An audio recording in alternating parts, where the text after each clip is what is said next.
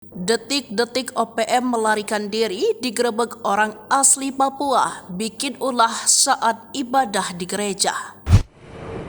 OPM kembali bikin ulah, kali ini di distrik Borme, Kabupaten Pegunungan Bintang, Papua Pegunungan. Pada Minggu 5 Mei 2024, organisasi yang juga dinamakan KKB ini mengganggu jemaat yang sedang ibadah di gereja. Namun belumlah Satgas Keamanan tiba, sejumlah anggota KKB sudah melarikan diri.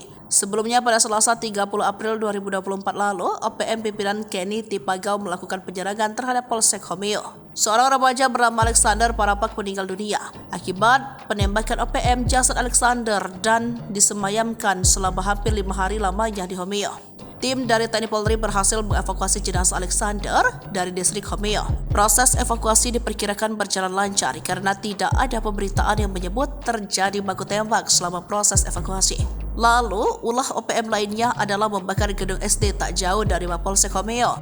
Setelah rentetan dua kejadian itu, TNI dan Polri menambahkan pasukan di distrik Homeo.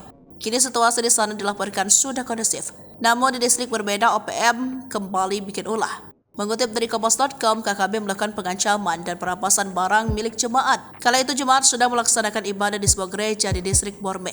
Kepala Operasi Damai Kartens, Kombes Faisal Ramdhani mengungkapkan, ada 4 orang anggota KKB yang datang dengan senjata api. Mereka lalu melakukan pengancaman dan perampasan barang elektronik milik jemaat yang sedang beribadah.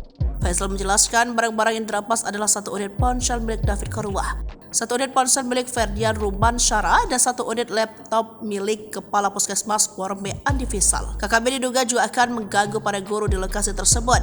Beruntung beberapa orang melihat kedatangan 4 orang itu.